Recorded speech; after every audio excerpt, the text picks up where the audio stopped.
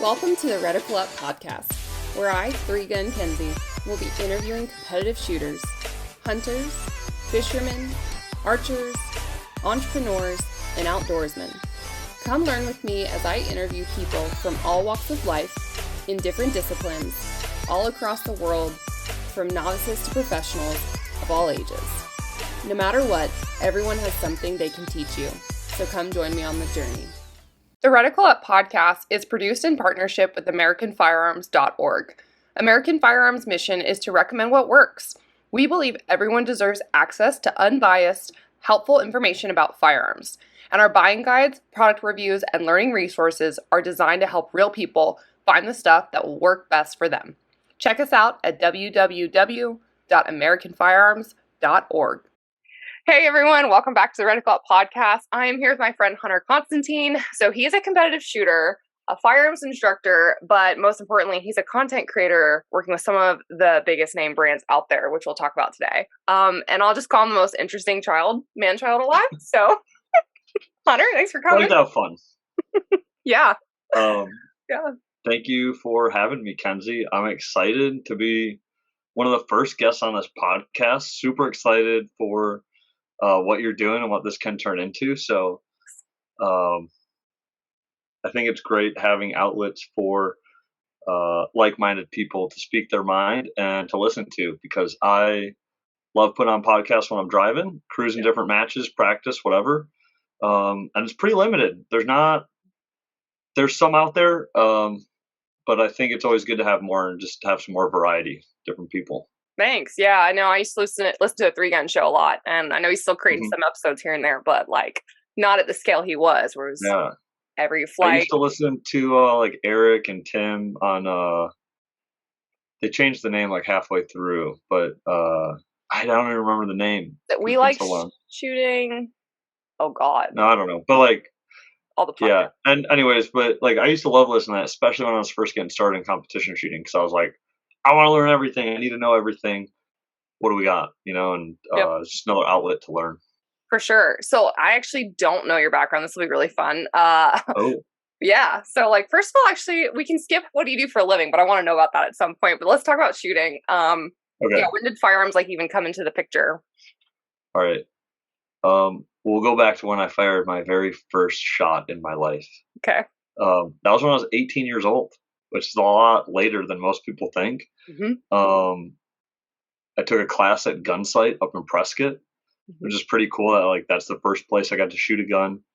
And I had a pistol class. So like the first time I ever shot a gun was like in a class with this CHP dude named Ed Stock. And I remember it was a Colt Commander 1911 with like factory 230 grain 45. Line up my sight, trigger press, weaver stance, whatever, and I smack dead center on the X of the silhouette target. I was like, pretty good, Ed. What do you think, huh? And he's like, do it again. And the entire rest of the weekend, I never hit that X. And I was like, wow. Anyways, so I bought a 1911 when I got home. I bought an AR, went to school, and we basically shot like, let's just say like 500 rounds a year at stumps in farm fields in Ohio. No targets, no timer. I think I bought a timer when I was in graduate school. Hold on, you have a master's degree? Did I not know that? Yeah, I have an MBA in marketing. I have a master's degree in marketing. That's really weird to think about. High five. Right? Of course you do. We're like the best online. Okay. Yeah. So. Oh my God. It wasn't until I got into cycling like bicycles pretty hard when I was in college. And when I moved to Tucson, I was like, I'm going to become a professional shooter or a professional cyclist. I just don't know which one. With like no experience shooting. And I literally Googled like how to shoot competition. And then it pulled up a local match or a local club, emailed the match director. I was like, hey, no idea what I'm doing. Love to shoot it. Sounds cool. He's like, show up, whatever. I had I right before I moved to Arizona, I bought a Zev 34 with like a gold barrel, an RMR, a comp. So this gun's like 7 inches long. It was terrible. I thought it was really cool at the time though. And I shot IDPA with it, and he's like, you can't shoot this. I'm like, it's the only gun I have. They were cool about it, but I literally finished like dead last on the leaderboards. And I I have a screenshot buried somewhere on my phone, but it was my very first IDPA match. It was five or six stages. And I went 100 points down. So like, if you think about that, like you almost have to try to do that, Yeah. But like I always shot fast. I just never hit, and everyone's like, "You gotta slow down and get your hits." Can I swear on this? Is this Yeah. adult? Yeah. I'm like, fuck that. I'm like, I'm gonna keep going fast until like my brain catches up and I can hit the target. Sure. And that's what I recommend for people now too, regardless of if people want to fight me on that or whatever. But I think it's better to train your processing power rather than trying to slow down to what you can do. Yeah. But anyways, caught the bug. I decided USPSA was a lot more fun than IDPA after shooting both. When I decided that USPSA was going to be my discipline, the match directors stepped down from our club. Really? So a brand new shooter, like 3 months into it, took over the match directing roles for USPSA without even being a USPSA member. What could go wrong? Then, yeah, I ended up making GM in like 14 months. What? And then started shooting like majors and stuff, winning some of them, at least podium finishes at most. And then it just like started going uphill from there. And I basically shoot full time or do marketing full time in the industry. Yeah. So, okay, going back to GM, was that with iron sights, DAW, like what division? Oh, carry optics. Okay. It's really the only division I shot. Right when I started USPSA, I bought like a 2011 and 40 and being like, I'm going to shoot limited. No reason why, just spending money. I was working in commercial real estate and that sucked. And so I was like, this is dumb. I'm like, I want a polymer gun. I want a red dot. Mm-hmm. I want something that's like easy, reliable. I don't have to take care of that much. And so I settled on a Glock 34, and then I switched to a Smith & Wesson after I won a slide cut at an IDPA match. Nice. Then cut a Smith & Wesson, and now I have like 6 or 7 of these things. Just 6 or 7? I feel like there's a lot more. Yeah. No, that's it. I actually might get another one tomorrow though, on a trade. These people on Arms List just know my sweet spots. So like, whatever. But anyways, yeah. I got a lot of enjoyment out of it. I mean, frankly, I think it's just like cool, like just badass shooting guns, right? Mm-hmm. It's just fun. Yeah. And I've introduced a lot of new people to competition shooting. Yep. And that's like priceless when they like, you see they have that like eureka moment where like, dang, I understand why you do this all the time. And I'm like, yeah, dude, let's get it. There's nothing like it. And so stayed in carry optics pretty much the whole time. I'm dead set on at least getting top 10 at nationals before I switch division. Okay. I haven't had a single nationals where my gear has worked yet. So rooting for that this year. You're like me. Just got in. Yeah, last year I shot 5 stages at CO Nats with a loose optic. Oh. Like a 1/4 inch of movement up and down. That's fun. Like completely locked out. So I threw like 4 or 5 mics the first day. Oh. And I think I finished like 89%, like 24th last year at nationals. So like, I'll take it for a shit first day. The year before that, first year reloading, didn't know what I was doing, didn't ask for help, just ignorant on this press that I bought used off another member at my club. Didn't know about primer depth. So I had like 22 light strikes on 11 stages. Oof. Out of like the 18 or whatever that was at Nats. And then the year before that, I shot with a Smith & Wesson with a shot out barrel. So I was grouping like 3 inches at 12 yards. Hunter, why'd you do everything the hard way? I don't know, but still finished decently at each one of them, considering, and like a lot of top 10 stages when my shit worked. So like, I could do it. Yeah, I believe it. Okay, so when did the cycling just fall by the wayside? Like, were you trying to do both and figuring out what you were like better at? No, I literally was like night and day. As soon as I started shooting, I was like, fuck biking. I was like, it's too fucking hot here. It is. I'm not dealing with the heat. I live in Tucson, Arizona. For those of you who don't know, it gets really hot here. It was this weekend. I had some classes, and it was 118 degrees on the range. Pass. Are you from there? Yeah. No, I'm from Detroit. That's so weird. Detroit, went to school in Ohio, moved to Tucson. Why Tucson? Job, commercial real estate. That's right. It seemed interesting. I was like, ooh, I'm like, that's sexy. I can wear a suit and stuff. And it was honestly, I just it taught me a lot, but it was not for me. So let me ask you this too, going back to other than Vegas, when have you put on a suit ever again? Um, Funerals. Yeah, okay, that was Um, sad. that's sad, but it's true. Um, The reason I bring that up is I haven't worn like real pants in like 4 or 5 years since I started working for myself. yeah, there's like a banquet dinner I had to go to. I don't know, it's very few and far between. You know what I mean? I Yeah, can just like get away. I get away with like dress shoes, dress pants, and a sweater, and I'm like good to go for most occasions. yeah, for sure. No ironing required or ties. It's just easy. People listening to this are like, what the hell? Okay. So moving on from that, I want to know what happened first. So, because I know like you worked with a ton of brands and all of that. Were you just active on social media and like posting a lot of your shooting? Okay. Did you DM companies? Did they approach you? Did you meet people? Like, how did So all this spiral? I swore off social media all throughout college up until I started competition shooting. Um, I did an independent study during my undergrad, looking at like the psychology of social media, and it's like this is Really bad. probably doesn't help us right now as content creators and like marketers, but like it's so bad for the brain. Yep. It's just like gambling or smoking or drinking or anything that's like an endorphin release, and you Or become shooting addicted to it. competitively? Like, Yeah, anything. It's just like it's an addiction, and it will change like your brain chemistry over time. yeah.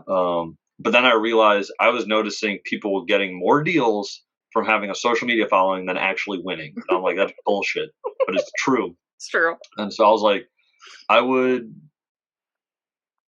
I'd much prefer to have like a large following, get podium finishes, like maybe not win number one all the time, but like just steady competitive sporty finishes, podium finishes. I think I've won 4 out of the 6 majors I've shot this year, Nice. or five out of the 7. I don't know, something like that. But majority of them, um, and like losses would be to like nils or something like that. I was like, Totally. fun. Besides Alaska, but that was a whole other thing. Um, and I was like, you need to have both. You need to have social media following, and you need to win. And the MBA marketing helps too when I'm talking with brands. They just take us more seriously, probably.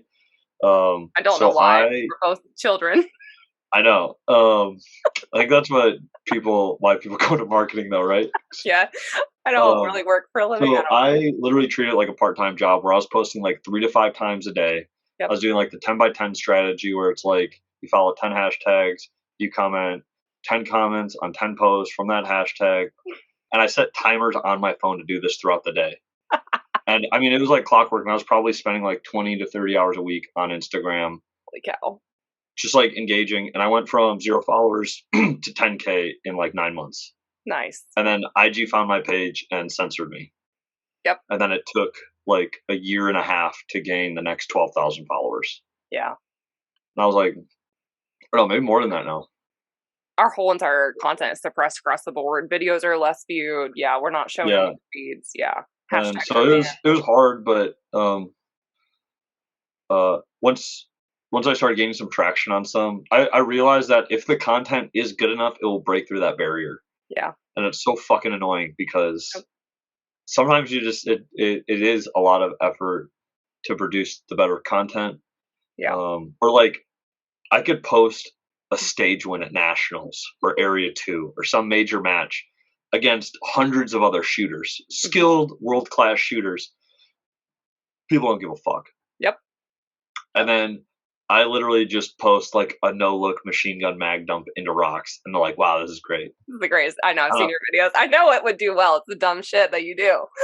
yeah, and honestly, I really enjoy the dumb shit. Right? It's easy. um, but I think it is important to still back that skill up because Oh, like a lot of people just do the dumb shit, 100%. and then I'm like, "What's your build drill time?" Or like whatever, and like just challenge them to something because, or like Firepower Unlimited post that meme where it's like what people think a competition gun looks like, what a competition gun actually looks Yeah. like, and the top picture is like a Gucci'd out Glock, the bottom picture is a factory 34. I got so many DMs of people arguing with me of like that's not a competition gun, and at first I'll like entertain people and like give them a reasonable response.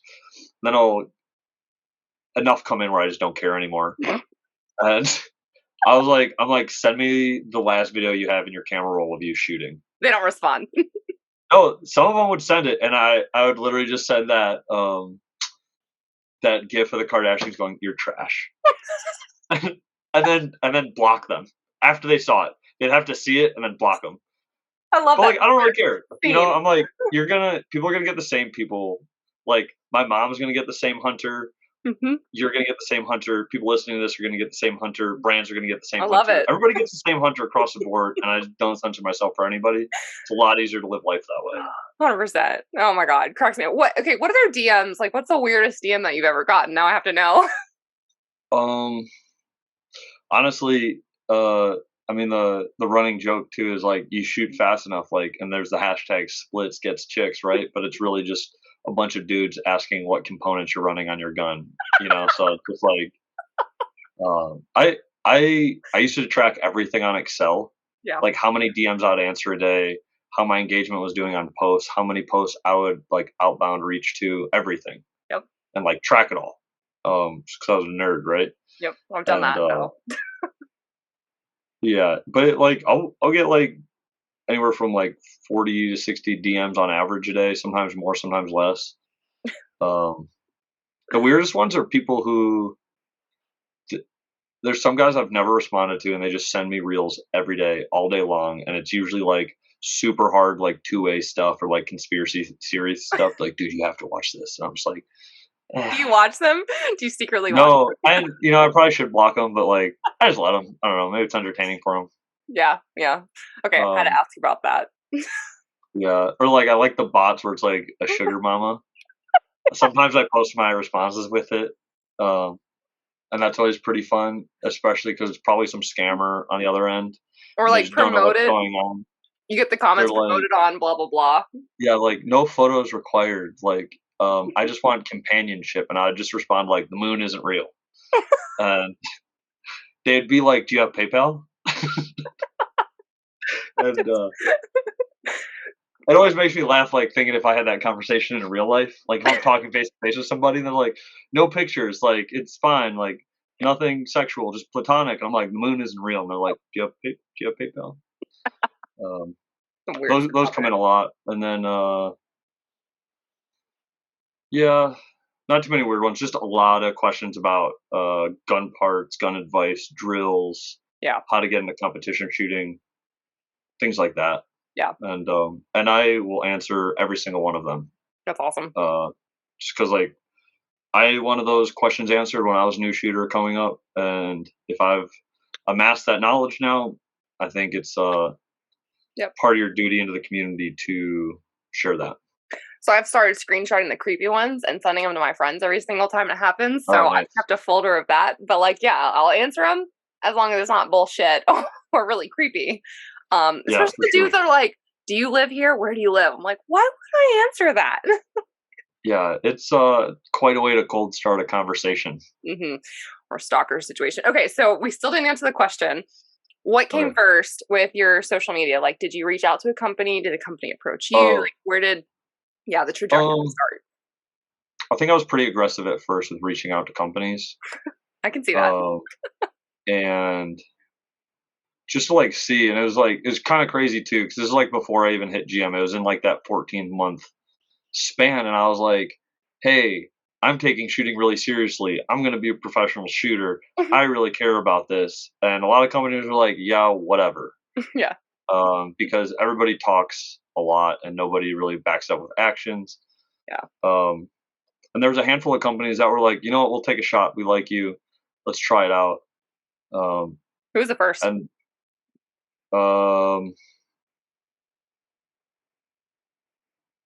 I think Gerber Holsters. Okay. And he's like, dude, I think he's got to be 27 or 28 now. He's right around my age. And lives in Colorado. Just single dude making holsters out of his property. Awesome. When I met him, he was only making a couple holsters. Now he has like a backlog of like a few hundred. That's awesome. Cool. And he makes my signature holster now, the Constantine Competition Pro holster. And I still named after. Yeah, and I've had a holster too for a little while, and that's the number one holster I recommend for people. Obviously, just because it's like what I use. Like if they want a competition holster, there's a lot of great options out there. But made that through like trial and error. But like he's like, hey dude, I'm making a holster company. I'm like, hey dude, I'm getting into competition shooting, and I was like, listen, if you take care of me, I'll run your holsters like forever, basically. And it's just one of those things where like he was hungry getting started, I was hungry getting started, and I still run his competition holsters to this day. That's awesome. Does it have your name on it? No, branding or anything like that. Disappointing. It's okay. I'd rather just stay like incognito like that. Yeah. I think he was probably the first, and that was kind of cool because he's like, yeah, I'm down. And I think I bought a holster from him at first. Then he sold me a couple at cost. Then he like started hooking me up with like a couple free ones. Mm-hmm. And I started referring people to him and stuff like that. And then, but it was interesting to see when it was like a larger company, Mm-hmm. and I'm like, hey, I'm gonna do this thing, and they're like, yeah, we don't know. We're like, we'll give you like industry pricing right now, Mm-hmm. and like if it works out, cool. And then it'd be like a year later, and they're like, wow, you got like really good, and I'm like, I told you, like I'm not bullshitting. I'm like, this is real. It's happening. They hear that a lot from so many people, though, right? Like, so how many people have you seen come and go or not do it? Yeah, I'm never gonna be there. I'm not. I'm gonna tell you that now. Like, I know that. I'm shooting guns for life. Okay? Oh, I'm shooting guns for life. I'm never gonna be at the top, is what I'm saying. But like, I like to shoot every single division, every single sport. Like, I'm gonna be in the industry forever. Forever. Honestly, what looks pretty cool is that horseback cowboy stuff with the black powder blanks. I was like, but Hunter is not buying a horse anytime soon, so we'll wait on that. But so that was kind of hard. It wasn't until, let's just like use rough terms here, but like let's just say once I hit 10K and I started placing, let's just say top 5% at majors for my division. Mm-hmm. And then companies started being like, okay, so like he's a shooter. And then helped out as a match director too. So like I'd host a charity match every year at our club, which is cool. We donate it to like a less fortunate children's home, something like that. And it was like $5 a no shoot if you hit it and stuff like that. And I have all these like quirky rules. Like we had one guy just like mag dump into a no shoot. Like, dude, you just like make a donation if you want, not tank your match score. But just want to make a statement. And the biggest thing too is just trying to figure out what that company's marketing goals were to help them with it, because frankly, there's a lot of shooters out there, and if like you want something, this, that, or the other, there's a lot of people that can fulfill that same need of like, oh, I can produce X, Y, and Z content for you. A lot of other people can, but like, you gotta identify what's going to differentiate you from others in that sense. What was that thing for you? What'd you pitch people to? My MBA. No, but it was that I wasn't just strictly staying in that competition shooting lane. Mm-hmm. Like I love collecting guns, so I've got a pretty solid collection of unique things. Doing other things that like aren't competition related, like maybe like EDC stuff, or like random long range stuff, or just things that tackle a lot of the demographics on social media, where it's just more entertainment sake rather than Instagram sake. And I'll have some more long form content coming out. It'll probably be out by the time this podcast is out too. So shout out to Trigger Press on YouTube. I can't wait. So one thing I did, and not a lot of shooters do it, I guess, I created an actual like shooting resume. Like, did you do that? Oh yeah, I did do that. Do you still do that or no?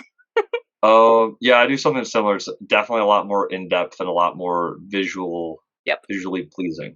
Yeah, mine's very colorful. I'll send it to you. But I even I put my little 3 Gun Kenzie patch on there. But no, I mean, I think that's valuable because you and I probably both like we go all over the country, but then at the end of the year we like put it together of like where all we were, how many classes we taught, and we're like, oh, like there's a bigger picture that all that process stuff we don't think about because we just do it, and then it adds up to this total sum. Where you're like, yeah, charts are great. Yeah, like in 20, or no, maybe it was 2019 or no 2020. I don't know. One of those. one of the no, it had to be 2019. I think I shot 156 local matches. Ew. That's a lot. Isn't that crazy? That's 2 And per like, weekend-ish? well, yeah, in Phoenix you can shoot 6 days a week if you want. Oh, that's right. Okay, that's the hotbed because it's during the week, night shoots, all that stuff, right? All of it, any Yeah. local match, any and every local match, and that helped a lot. But when like, but that's still around people having that conversation. So people are like seeing you run that stuff, run the gear, Oh, have yeah. the gear, whatever. Um, that's a lot of interactions, even if it's like, let's just say 40 people a match Sure. or 50 people a match, 20 people a match, whatever.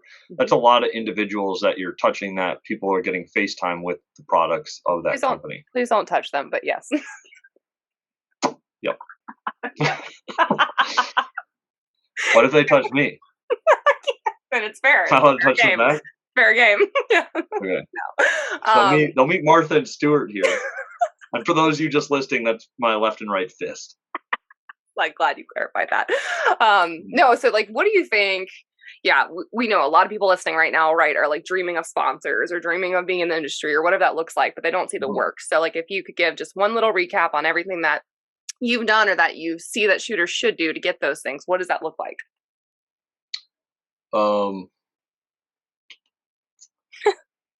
My first thought was I identified two things. I needed to win and I needed to have a large presence on social media. So I identified two larger goals. And I dedicated all my free time and disposable income to reaching those goals. And that was it, which is crazy and might not be realistic for a lot of people. Yeah. But that's literally what I did. That was my entire life for that like year, basically. Yep. Up until I got GM. But I would like my daily routine is like I'd wake up an hour before work just to dry fire. Yep. And then go to work, go work out, eat dinner, dry fire. Saturday, how it worked locally, I'd shoot IDPA, stay after, and I'd set up USPSA, and it was just me and one other buddy, my buddy Cody. Oh. And we'd set up the entire USPSA match for Sunday, then shoot all day Sunday, then tear it down, and then restart the week. And then the off weekends, I'd drive up to Phoenix and shoot matches up there. And like that was it. That's all I cared about. Yeah. And then the free time in between there was dealt with social media, building that following, and working on engagement, and really that outbound engagement as well. Yeah. And I mean, it was like laser. I didn't do anything else. I didn't have a social life. I didn't do anything. My social life was the range, and like that was it. Yeah. Or colleagues at work and stuff like that. But like no partying, no bars, nothing. It was just shooting. That's it. And it was just like laser focused discipline. Yep. And then I took like I decided I was done with commercial real estate. I was gonna go back into marketing consulting, and I got like my first kind of like sponsor / like job, because a lot of it gets very muddy, where like I end up doing work for the company even though they're sponsoring me as well. And I'm fine with that too. I'd actually prefer that because I get to learn more about the company and like 100%. really support the brand or figure out if that brand's not a good fit for me. Yeah. And but I was like, before that, like I got my bonus check, whatever, from that year, and I was like, I'm just gonna take like 3 months off and give myself like a summer break, because like when am I gonna be able to do that? Yep. And I remember it was when Federal was doing rebates on their ammo, and 9 was like 12.9 cents a round for factory. Oh, I missed that. Yeah. And it was like unlimited. I'm like, I'm shipping it to my aunt and uncle's house. I'm shipping it to friends who don't shoot. I'm shipping it. I managed like a 500,000 square feet of retail office. I remember shipping ammo to these buildings, okay, because they needed different addresses for the rebates. And I bought 28,000 rounds. And then, and I'm like, perfect. This is enough ammo to get me through the whole season. But now Hunter doesn't have to go to work for 3 months. And all I did, I would go to the range and I would live fire, go to the gym, and then I'd go to like yoga and just like meditate, whatever. And like, again, laser focused still, but now 3 months and it was only shooting. I didn't even have to worry about work. Yeah. And I shot all 28,000 rounds in 3 months. Holy cow. And I went from a like high B class, low A class to 100% GM. Wow. That's impressive. And like, for those of you who know the USPSA scoreboards on the website, it's got like the top 10 or 20 people for each 10? classification division. I think it's 10. Yeah. Anyways, there was like a hot minute I was up there at like 100%. I was like, oh, I made it. And then I realized it means nothing. That's not true. That's an accomplishment at that time, for sure. It is. And like, honestly, it was cool to like send my mom and be like, Mom, look at this. I'm like, Not BS. I made on it. paper. Because like, she didn't really understand at first, you know, and then like, I'm like, on paper, this is cool. And she's like, oh, congrats, I'm proud of you, you know, whatever. Yeah. But again, all it is like setting the goals, having laser focus on what you want to accomplish. And then sacrifice, I think that, I mean, like, you are sacrificing time, sacrifice. money, and energy. Because I didn't realize that you did like the same thing I did. It was like 2 years of this is what I'm going to do. So I was ROing and I was going to matches and I was spending, like you said, every single penny on whatever it took to get to the matches. And that's why I would volunteer, because I could pay for ammo, but like the match fees were like $300. No social life, no dating life, no, none of that. Okay. But 2 years after that, now it's like completely dream world, right? Mm-hmm. Sometimes I wish I had that discipline and laser focus, but I have so many responsibilities now. Yeah. I'm like, oh, working for myself, I'm gonna have all this free time, and I'm sure, as you know, it's the exact opposite. Where I'm like, I could pull up all the tabs I had open on my computer and probably work until midnight tonight and still have more stuff to do. You know? Yeah. I have to ask this. Are you a morning productive person? Or are you an evening like productive entrepreneur? I'm just productive when I'm productive. There's no time limit. Like, I'm not a morning person at all, so like I cannot function in the morning. Yeah. I don't know. There's times where like, there's definitely there's no rhyme or reason when it's gonna happen. For sure. Okay. Cause like there's some mornings where I'm just like boom, and I'm like, wow, I'm like, you just knocked that out. Like all you had to do today in like 3 hours. And you're like, dang, what am I gonna do the rest of the day? There's other times where I'm like, I don't even want to touch my computer until like 8 o'clock at night. Yep. And they're like, but I have a deadline and I really need to do that, so I'm gonna have to now. Yeah. And so it's there's definitely some juggling when it comes to managing that stuff, but we get it done. For sure, 100%. Don't miss because you work with a handful of companies now too, doing official work, right? Yeah, I mean, so I'm writing like pretty much full time for USPSA, and then I got the deal with Athlon Outdoors to write with their publications, which was really cool. Like I changed, I want to say changed, but like I do marketing, but changing over into writing was something that I didn't plan for. It just kind of happened. So Did you write beforehand? Not really. The only writing I had done was in grad school. I was doing like I'm published in like the ebook learning space. Is really nerdy, and I presented a paper at a conference, and that was about it. But I've always loved to read. Like I read every day, like a nerd. So writing was just. I used to read. I don't anymore. I've been meaning to. I can't get through books though. Terminal List. I mean, you could read that any day of the week. Come on. No, but like I'll start. I saw your post. I saw your post. If you pull that book out and you don't actually read it, I'm gonna call you out. No. My toxic trait is that I will read halfway through a book and be like, meh, and just not want to finish it. I also don't read. Like I read. I don't know. It's always like things to help like mental.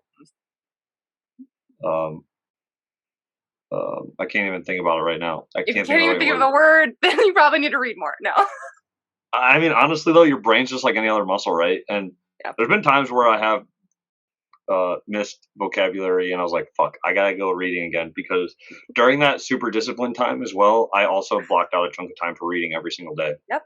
And I would bust out books.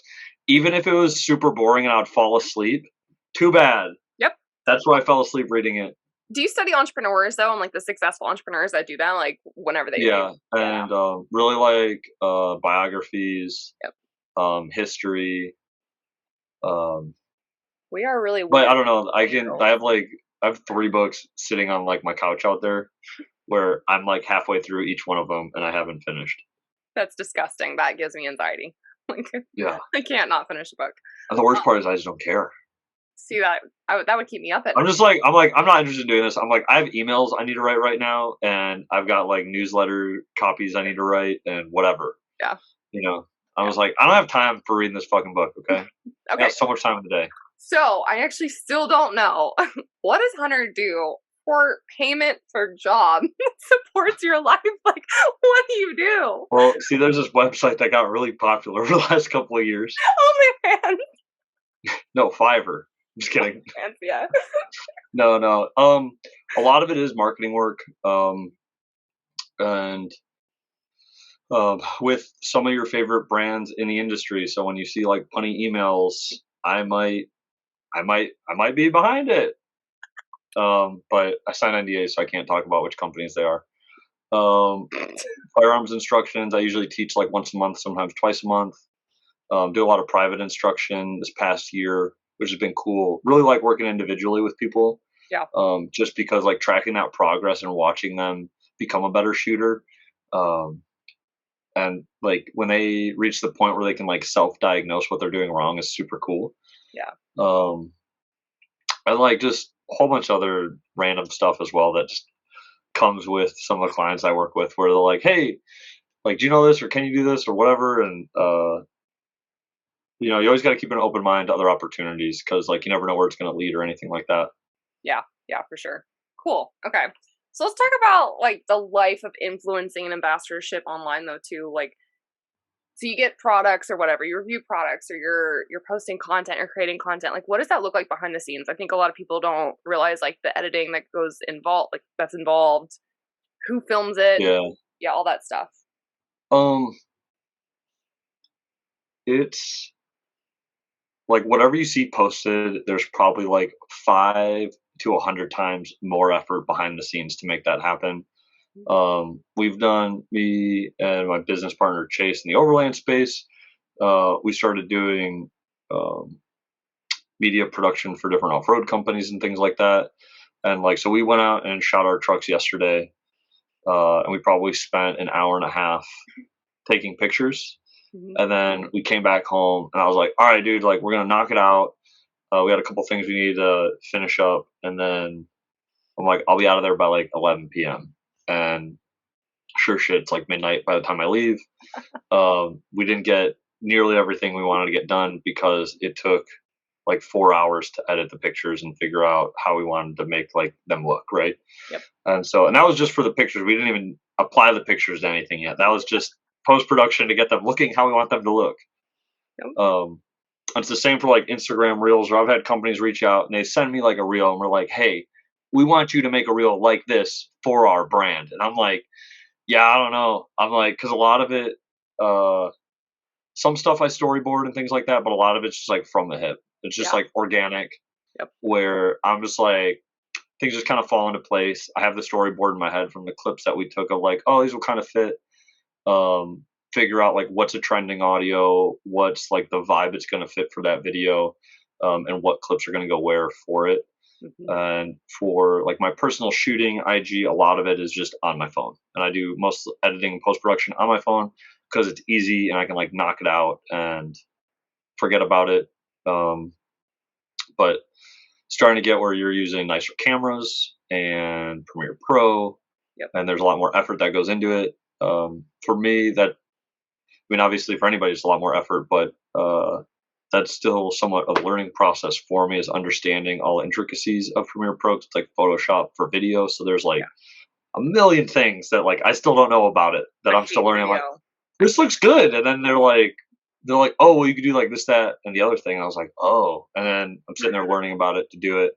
Or like Chase, he's like a GM when it comes to videography and post production, so he's just like clicking away, already knows the stuff. That's nice. It's nice to have that. And I think where content's going is more towards the very high quality edited, produced content.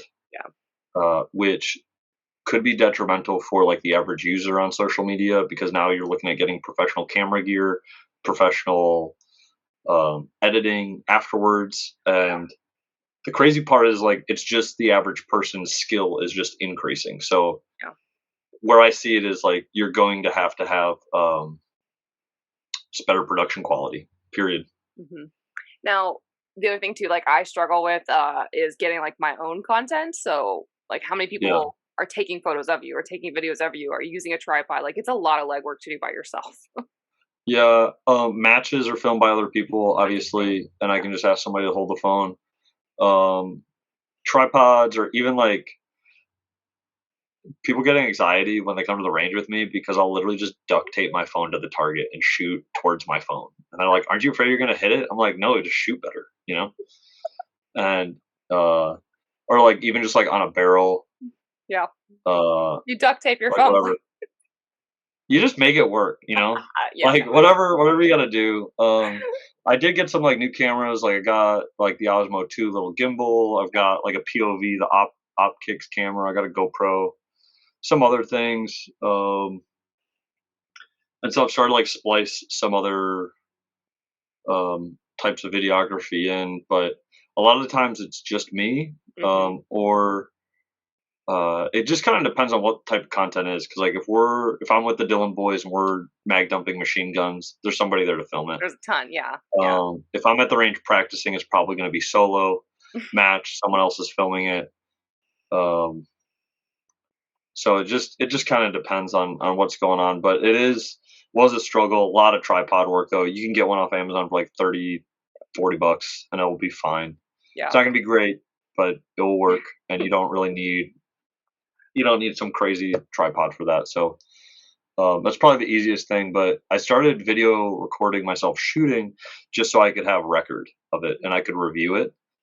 And then I started kind of having the content in mind of like, this would be cool, or I don't know. People just like want bill drills or like fast shots on steel or like air racking or something like that. So Stuff that competitive shooters are like, really, like, we know what that looks like. It's 5 yards. yeah, Like, or like I post that video at the Terran range. It's like D zone steel, and I'm like, I did split a gun with a 12 split for the first time in that video, which was pretty cool. oh, that's awesome. Awesome. On the Smith and Wessons, the fastest I've gotten is like 14s. Okay. Some friends have gotten like 13s. But anyways, I like super fast shooting, super fast transitions, but it's like D zone steel. So like to me and all my competitive shooting friends, like, yeah, so but then a lot of people online are like, damn, that is fast. And I mean, frankly, it is fast, and the transitions were there, and there was some knockdowns and stuff. And it does require a high level of skill to do it, but like, would I shoot like that in a match? Probably not. Maybe. I don't know. I haven't shot open yet, right? Open is supposed to go fast, so maybe. Awesome. Cool. I was wondering about all of that stuff too. Like, but What do you do for your filming? so I mean, I have a couple GoPros and I have a tripod. It's kind of funny. I'll say thank you, Rob. Thank you, Steve. Thank you, Crystal. Shout out to you guys. every time I go to the range, I feel bad. And like, hey guys, I have a laundry list of bullshit, and so like some of it's really hard because it's like, can you get the clay exploding behind me with the shotgun? And I'm like, I can't time that, right? Yeah. But there is stuff like even with the range, I feel bad. Like I go to the range, I'm like, I have 12 things to do, just so you know. Like if you want to go with me, there's like a list before I'm allowed to shoot, which is kind of funny and not funny. So just depends. Yeah. But you gotta hit those marks, if you're producing that type of content. So yeah. It'll be great when I have a significant other that is going to be a full-time photographer, videographer. They don't know it yet. Honestly, I'm like, that could just be a drone, I can't wait for those days. Yeah. And just have that hovering, but it does help having some friends and stuff. Most of the time though, I will go shoot in the morning here because it's so hot. Yeah. And like all my friends I shoot with have normal 9-to-5 jobs. So like, yeah, like how am I supposed to practice? I got one buddy who just retired from the Air Force, so we've been going out shooting and stuff like that. But awesome. Most of it's few and far between for that. Yeah. Okay, let's dive into the world of overlanding and overcompensation with your vehicle. No. Okay. So like first of all, backing up to like you got your stock truck. Like, did you start working with the company that you're working with now and some of those guys to start building it? Okay. So you built it first. Nope. No, honestly, I kept the truck. I put a bumper on it and like a leveling kit. Like you for like did 2 years almost. I didn't do it at that time. And then I was gonna make it into like a pre-runner, like a fast truck. Yeah. But my friend Chase started showing me overlanding stuff, and I started exploring it like through Fieldcraft, and then I like it's pretty cool. Like takes you to a lot of cool places, and you get to like experience some like the most remote parts of the country, and it's like breathtaking. Yeah.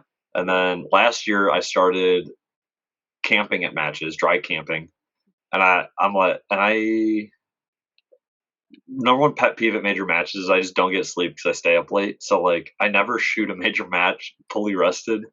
And so I'm up to like midnight or 1, and I was like, oh cool. I'm like, I can camp at the match to cut out an hour of my morning of getting up, getting dressed, driving to the range, getting all my shit together. I'm like, hey, guess what? You just get to wake up and it's here. It reminds me of um was it Scary Movie, where the guys got the trailer right on campus, just like wakes up, goes to class. Same deal for the major matches. Okay. And then it just started progressing where Chase and we created Two Track Nation, which is like our overlanding brand. And we started doing more planned trips, aligning ourselves with some industry leaders in the overland space.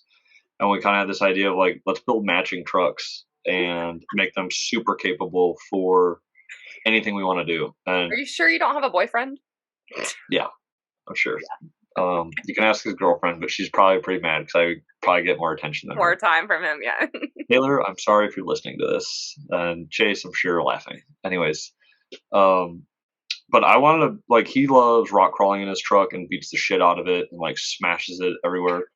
I don't really want to do that in my truck. We both have luxury vehicles. Yeah. And I wanted to build a truck to be my main hub for major matches. Yeah. So I put this massive camper on the back of it. Do you have one vehicle? I gotta ask you that.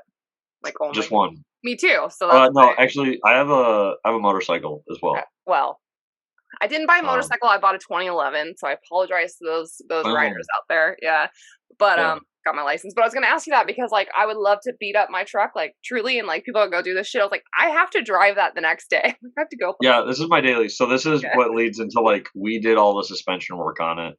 Okay. When we started, the only thing I haven't installed so far is the camper itself.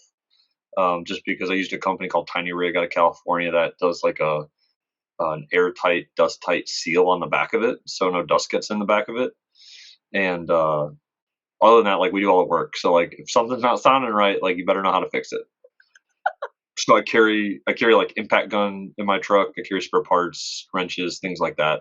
Anything you need to fix your truck. Chase carries like axles and tire rods and everything. Like I probably should eventually carry that stuff, but not worried about it just yet. Yeah. So, okay, someone's actually trying to outfit their vehicle. Like, what's the, like, I would say the necessities that they should start with, and then what's some like the good tier stuff? I would say, let's say they got an SUV, just to make. Let's say they got a 4Runner. Okay. Okay, I'll take a 4Runner. Pretty common. Yeah. All right. You can like fold the seats down and like put a mattress back there or something, or like a foam pad or an air mattress, whatever your flavor is, depending on space. If you're going on trails, armor is like super important. So like rock sliders, skid plates. Yeah. That way, if you find yourself in some treacherous stuff, you can just get dragged out. So I'd probably say armor, suspension, winch. Okay. If you're doing like serious wheeling, if you're not doing that serious, like no winch. Like I don't have a winch on my truck, but that's because I bought my bumper before I was doing this. So eventually I'll need to get a new bumper with a winch. Just money. I'm just like, I don't want to spend that type of money on it right now. It's just money. Just money. Some of that stuff. And then just like figure out what your creature comforts are, like what's important to you, right? So like where are you camping is a good thing. Like we camped in northern Arizona in January, and it was like in the negatives, single digit negatives. And it got super cold. So like Chase built a diesel heater that we made like a Y split for, so like we could pump heat in the back of my truck. Nice. And I was just camping with like a topper shell on the back of it, like a standard grandpa truck, but now I have like a big pop-up tent on the top of my truck that is a pasture and stuff. Super comfortable. Nice. That's what but it just comes with time too. I think it's important to get experience before you just go out and buy stuff. Same applies for shooting as well, where it's like go to the match and just shoot with what you have. Yeah. shoot with your Zeb 34 with a comp, okay, in open for IDPA. And then like figure out what you need and like because I went through a lot of stuff where I like bought parts and guns or truck parts where I'm like, I need this. And you don't. This is what's gonna make me a better shooter. And it's just not the case. And like I'll beat plenty of 2011s with this Smith and Wesson. You know what I mean? I'm like, doesn't matter. This gun before COVID and stuff, this was $350 on sale on websites. You know, and it feels great having like a cheaper. I mean, it's got SRO on it now and stuff, and an Apex the SRO is more than the pistol. Yeah, tell me what you've done to it. Not much. So we have an optic cut for the SRO. We have the Apex match grade barrel, Apex flat face enhanced kit, a tungsten guide rod, and a magazine release. Simple. That's it. Oh, and then silicone carbide grip. Did you change any of the springs, weights, or anything? Everything except for the recoil guide rod. This is a 15-pound. It's weird, but I like 15-pound springs with like 10,000 rounds through them, so it's probably like a 13. But I just like the softer recoil impulse. I shoot 147s. Yeah.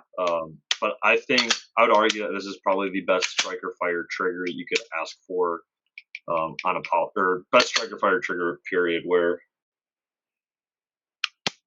it's like just very minimal. It's like millimeters. And this is like just under 3 pounds for the trigger pull with all factory springs. Awesome. Okay. Yeah. I've seen Hunter's name at the top with this gun. That? I said I've seen Hunter's name at the top of this gun. There's a lot though like that. I mean, Nils with Canik, US Smith and Wesson. I mean, a lot of people with SIGs, like plastic guns. It doesn't matter. The biggest thing is just consistency of using the same gun. Yeah. I think it's huge. Optics, that being said, I'm going to be switching to something else for a little while. Can you say what that is? They're going to be Glock 34 Combat Masters from TTI. Nice. And simply because Nikki Jensen is someone who I've helped train, and I was shooting her Combat Master, and I was like, damn, this thing is fucking dialed. Yep. I like this thing. It's shooting good. And I just want some change. I've been shooting these this is my 4th season shooting them. Yeah. I get bored. That's why I shoot so many different things, because it's fun. Toys. Shiny toys. And eventually, you open guys better watch out, because I'll be joining the open crew, but got some time on that. Oh, nice. Actually, okay, so Arizona, Utah, everything out there, like there's just such a hotbed for shooting. Have you shot the PCSL League matches yet? It's the best match. Yeah, I want you to talk about that. It is. Don't know. So PCSL's Practical Competition Shooting League. It was started by Max Leograndis, national PCC champion, and it is the most fun I've had in the shooting sports. Period. Okay. Walk me through that. It's multi-gun. It's 2-gun hit factor scoring. Okay. On K-zone targets. K-zone targets. Yeah. So it's like a classic, and IPSC combined. So it's anyways, it's 1 kilo or 2 alphas equals max points. Then there's Charlie and Delta. But the biggest thing that I don't like about 3-gun is that it's 2 anywhere. Yeah. I just feel like you're not really honing in your skills, but so it's hit factor, so your hits matter, and like you get a paper out to like 50 yards. You gotta know what your holdover is. But they welcome all shooters. They welcome new shooters. They welcome tactical shooters. They welcome law enforcement. Yep. And they made it super simple for people. There's just 2 divisions. It's practical and competition. Competition is like open, anything goes. Practical. You can have single action only slide mounted optic pistols, like 2011s. Yep. Or I think even comped ones too. So like my Nighthawk Sandhawk or like the Iberus and stuff, that also is considered practical. Okay. Because some people carry them. It's just like not frame mounted, and you're limited to I think 140 millimeter mags, like carry optic mags. Should be normal. And then on the rifle, it's flash hiders, I think a Surefire War Comp is the most aggressive you can have on it. Full mass BCGs, 30 round mags. Nice. You have 2 optic on it. You could have, like, I shot my like tactical guns with like IR lasers on it, offset red dot, the whole deal. And it's fun, and they welcome it. And then they also they have a night match too on their carbine championship. So you can shoot white light or nods. I shot night vision, which is pretty cool. Never shot a rifle hit factor match under night vision, which was awesome. But one of the most unique things is the range that it's at right now is the Cobalt Kinetics range. So half the stages are flat bays, half the stages are terrain courses. So you're like running through dried out riverbeds, you're shooting into cliff faces and stuff like that. And it makes for a very unique experience shooting. That's exciting because it's not just your standard match where you're on a flat range. There's only so much you can do. They also brought a lot of vehicles out. There's multiple stages with vehicles. Nice. They took some stuff from like 3-gun where you're like crawling through drainage tunnels and things like that. There's clays you get to shoot with your rifle. And it's just very unique in how the stages are designed and the dynamic that comes with a hit factor 2-gun match. The safety rules are a lot more lax than USPSA and IDPA. Big boy rules. Basically, you'll get DQ'd for egregious safety violations, which I totally agree with, which is breaking the 180, accidental discharge, pointing your gun at somebody, that type of stuff, right? But like, I remember I got yelled at I don't know if it was an area match or what, but I was on deck with my PCC and I looked through my optic, looking up, pointed directly at the sky with it shouldered, just see what my brightness level was on. And he was going to DQ me, but it was my first major match shooting a PCC. And I just bought the PCC like 3 weeks prior. So I'm fresh. And I explained to him, he's like, well, that's just, you can't do that. And I was like, my bad. I'm like, my barrel flag's in. I'm pointing to the sky. My finger's off the trigger. The gun's unloaded. I just want to look at my optic. My bad. I think that's one of the dumbest rules in there where it says if you touch your optic and adjust it at all, that's DQ. Outside of the supervision of an RO. And I'm like, well, WTF. Yeah. I mean, honestly, even if you're at like just something I don't agree with. And then, so like PCSL, you can just grab side berm. And if you're safe, you can do it. And then if you break the 180, then it's a DQ because you just point a gun at people. But like, another cool element is they encourage coaching for new shooters. That's fun. So like, I remember on one of the squads that I shot with, I think I've shot 3 PCSL matches now or 4. New shooters blew by a whole position of targets. And we're like, get back! You forgot those targets! Like the whole squad's yelling at him, right? I did the exact same thing. Nobody can yell at Hunter. And so it's just like, if they're an experienced shooter, you don't encourage coaching. And I just got the, if you're done. And I was like, why'd they say it like that? I was like, fuck! And then I ran back and shot those targets. But like, if you're competing for first place, right, or a podium finish, like, that like 5-second delay is going to hurt your time. You're done, so it's a lot of fun. They call hits for steel.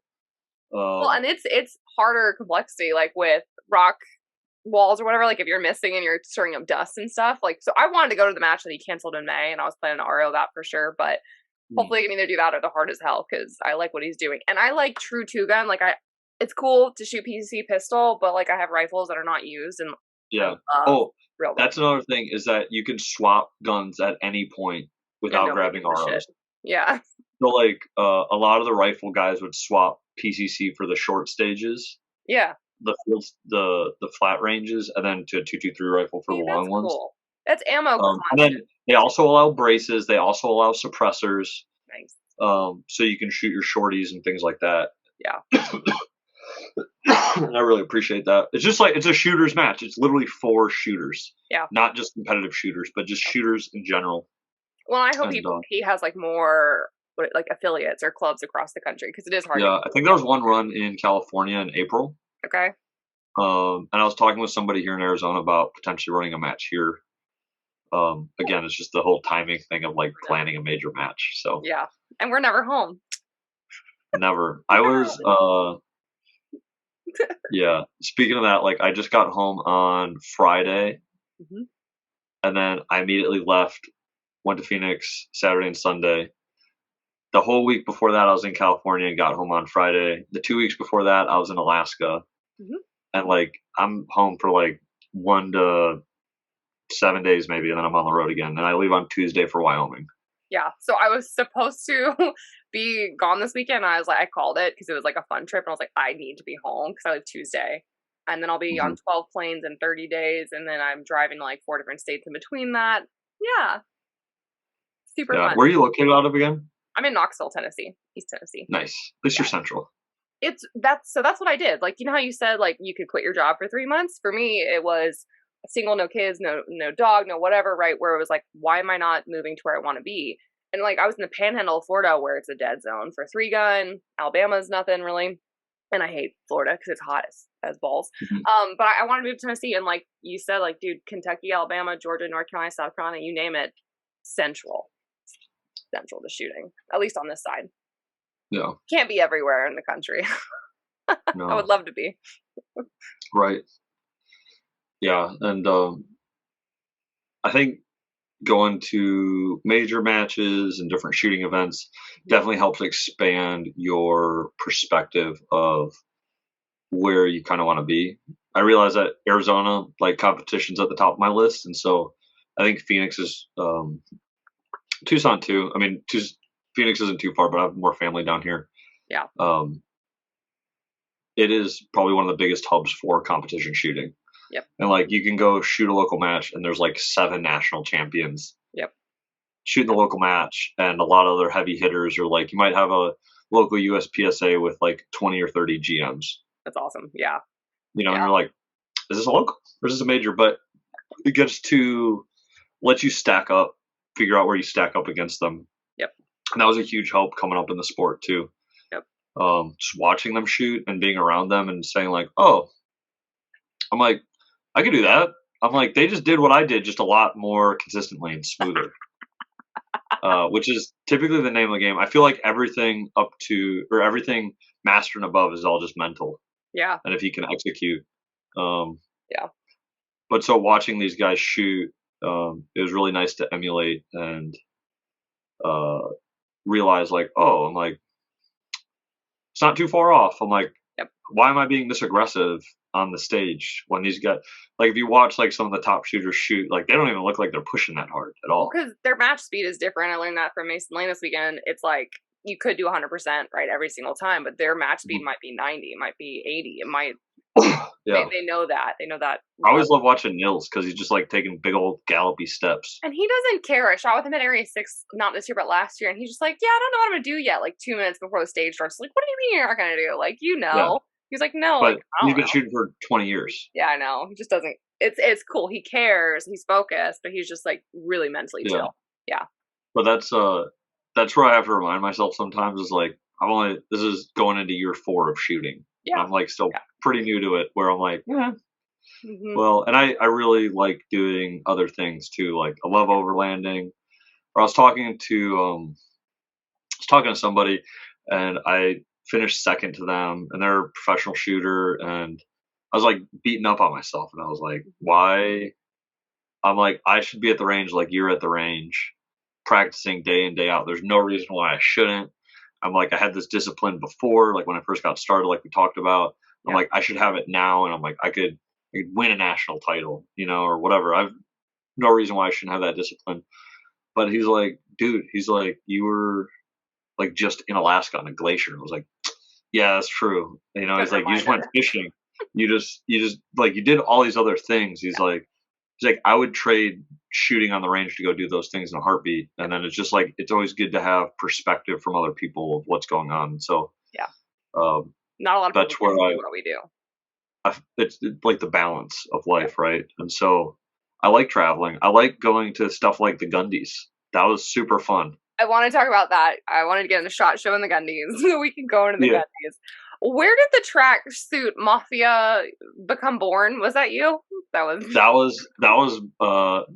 one of my initial ideas from Red October, like 4 months prior, I was like, dude, I'm shooting this AK match. I want to dress in Adidas jumpsuit. I want it to be Dylan Precision. Let's make something happen.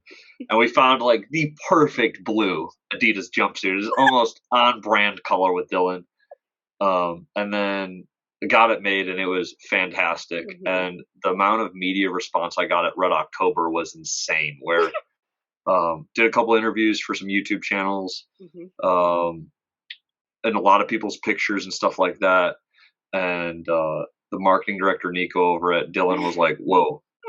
Like, this is a lot of attention, especially in the group pictures where it is a sea of brown, khaki, green, camo, and then highlighter blue. That's why I wear pickles. I get it. Same deal, right? It's just bright. Yeah. It's bright. And so when we were brainstorming for what we were going to do, the Gundies were like tracksuits and machine guns. That's it. Well, and I don't think it was called the Gundies anymore. I just think it was Dylan Precision. Dylan Precision. Suit Mafia. Featuring at the Gundies, featuring everybody else. So guys, picture this, like listening to this. I mean, it was the funniest thing I've ever seen. So like, we had a guy in night vision, full tracksuit Mafia with his, what was it, like a cutout white? Yeah.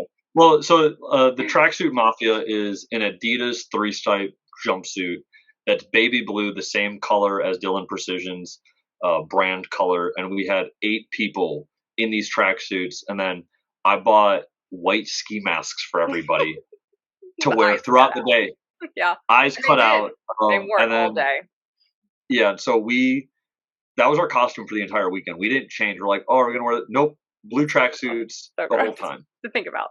We had clothes underneath them. It wasn't like just that, you know.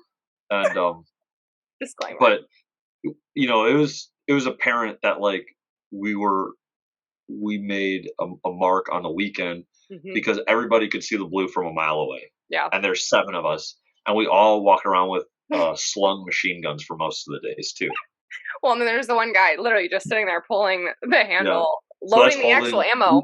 You're shooting. Yeah, so we did something unique where we brought an RL 1100 reloading press, a 10-stage progressive press, to this influencer event, and we were loading ammo for the guns we were letting influencers shoot. It was really cool. Which was super cool because people, for whatever reason, get scared about reloading. They think it's some big daunting task. And it's simply not the case. I was in that boat for a long time, basically until I got bullied by my friends to get a press. And it was the best decision I made shooting. So at the Gundies, we got to really enlighten people about reloading, that it's not that crazy. It's not that scary. It's very easy. And once you understand the basic mechanics of the machine, anybody can do it. To the point where I complained to my mom one time, I keep running out of ammo. She's like, just teach me how to reload, and I'll just let myself in and load ammo for you. And I'm like, super sweet, but I'm also like, I don't know. I'm like, I'd rather just load it myself for QC reasons. Not that my mom's not capable of it, but I just prefer to load my own ammo. Yeah. So the Gundies was super fun. We made a riot. I know some companies were a little distraught about the commotion we were bringing to ourselves. But that's just what happens when you get 7 people in tracksuits having a good time, because we had, I'd argue, probably some of the coolest guns there. Yeah. We had a full auto Glock, full auto Vector, full auto MP5 SD, full auto MCX. I shot a couple of those. That was a lot of fun. Yeah, and then it was myself and Christian Sailor doing 1v1s for people if they wanted to shoot against us. Which all I will say is I saw a whole different side of Christian, which I loved, because I've always seen him in serious match mode, and he's just such a good kid. But that was really fun to see him on a different level, chilling out. Yep. Yeah. It's a fun time. Well, and you get to learn from I don't know, a world national champion, whatever, 10 times over area champion, national champion, name it. And he's there, and the influencers, I don't think they knew that, right? Like, a lot of them just weren't in our competitive shooting sport, but to have people like that at those events, I think is really important for education. Hopefully more of them take advantage of that, because that was really cool. Huge. I mean, I wouldn't be where I'm at as a shooter if it wasn't for competitive shooting. Yeah. And when I'm teaching like civilians on the range, if I'm doing field craft classes, if I'm doing privates, whatever, I emphasize how important it is to get into competition shootings to be competent on your whatever gun you're carrying. This is primarily the same gun that I carry. Yeah. And it's my match gun that I use for USPSA. And I've even taken this hog hunting, and there's hogs on this gun as well. And like, I guarantee there's a very small fraction of people in USPSA that carry their match gun and have used it hunting before. You know what I mean? But I shot a snake with mine. Does that count? No. yeah, whatever. I got a rattlesnake on this one too. Yeah, I mean that's a normal thing. And this is also controversial, but I carry my match ammo as well. I just carry blue bullet 147s. Yeah, it is controversial. I'll just not say anything. Okay, so go back to reloading for a second. Shout out, someone give me some free defensive ammo. I think I know a company, like Supervel. It's like not far from you at all. Maybe you've heard of her. It's like 6 hours. Oh, I know Mike. Okay, reloading presses. No, yeah. I'm still terrified, so I'm probably in that boat still, but just because. When did you get your press behind you, and what press is that? It's a 750, and I got it in February. I've loaded exactly like 20 rounds on it because I am terrified. Here's why. Terrified, but like I am just now getting an open gun built, so like I'm gonna have to reload. Whereas before I was like, I could just buy 40 and I could buy 9. I'm still nervous. Like I should be loading for PCC and having a like 20 power factor less than what I am shooting because I'm at like 150 something. But I'm nervous. I've never done it. I don't know how. I ask questions. I'm still feeling stupid. They are simple. I put it together myself. Okay. Yep. Like, did good. So I remember the first rounds I shot after I reloaded. I was so nervous. Mm-hmm. Because I'm like, this gun's gonna blow up and I'm gonna die. That's where I'm at. And this is crazy, and you might not even believe me, but I didn't die. I know. And it was fine. Everything was okay. The worst that's gonna happen is your rounds aren't gonna group, which is also how I found out how my barrel was shot out of that first MP because I was going absolutely crazy. Oh, I spent 2,000 rounds trying to figure out what my load was. And it would group out of every other one of my guns besides my competition M&P. And then I put an Apex barrel in there, and it grouped the same hole, and I'm like, you're dumb. But long story short, as long as you're following, like you can get the reloading books are great, or even better if you have a friend with load data, grab their load data and you just go step by step, station by station, set up that round to how you need it. You got to think, like, especially if you're loading minor power factor 9. Like I use 147s. I think I have like 3.1 grains of powder in my rounds, which is not that much. When you consider people are shooting 9 major at like 10 or 11 grains, it's full. So like, yeah. Even if there's a little extra in there, I'll be fine. You know what I mean? Like I know people running open Glocks and open Smith and Wessons with major 9. Yeah. So I'm just like, there's not really much that could go wrong as far as that. Even if I double charged, I'm at 6 grains. I'm going to use a Glock when I go out to the range. I'm not using a 2011 or any fancy gun I have. Honestly, I feel like the 2011 would be better. But then if I blow it up, anyways. But it's like tougher, anyways. But it is very simple. I had friends help me out who have been reloading. Yeah. Help me set up my press. Holden, the guy with the night vision, was one of them. He helped me set up my 1100. Did they My other come friend to your Zach house? helped me set up my 650. Dylan's local to Phoenix, and I tend to break everything I own, and I broke something on my press, like setting it up. So I needed to get a new part, and I was like, you know what? We're just taking the whole press with us. And because I was going up there, I was going to hang out at Dylan anyways, and I was like, I'm just gonna bring it up and just ask questions there, okay?